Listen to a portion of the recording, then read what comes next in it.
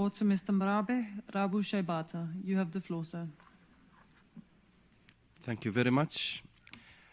Chairwoman, as repeatedly confirmed by numerous reports from international organizations concerned with peace and security affairs across the world, the Polisario armed group has become an imminent threat to peace and security in the region.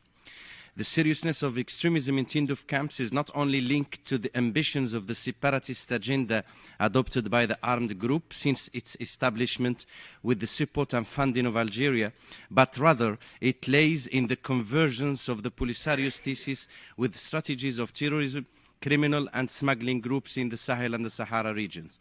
The armed group widely exploit the spread and abundance of weapons from international trafficking in the Sahel and the Sahara region as its members continue joining the terrorist movements that expand in the region to implement their destructive agenda against Morocco.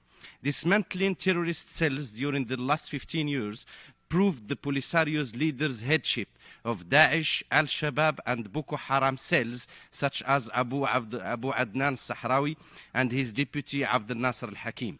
This is linked to the impunity that Polisario officials enjoy since Algeria delegates all its administrative and juridical competences to the armed group.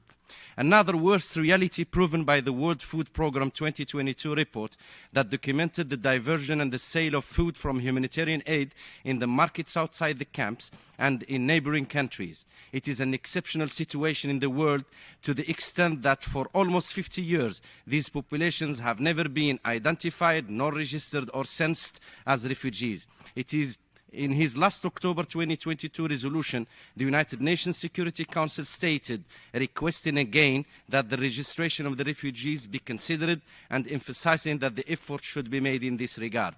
Another stigma that marks Tindouf camps officials and their host country is the systematic recruitment of children under 15 as fighters to serve the case. The Polisario militia enlists vulnerable children in armed structures and sexually exploit them. These children are subjected to ideological indoctrination based on radicalization, the extolment of violence and hatred. Chair, the Polisario separatist armed group have no legal or popular democratic legitimacy to claim the representation of the population of the Sahara, known by its peacefulness and loyalty to the unity values and the historical defense of the national integrity. Today, over 2/3 of Sahrawis live in the southern provinces and choose every 6 years their legal representatives through a democratic and transparent mechanism, which is elections. It is these elected Sahrawis who run the local affairs today and participate effectively in the economic and social development of the territory. Thank you very much.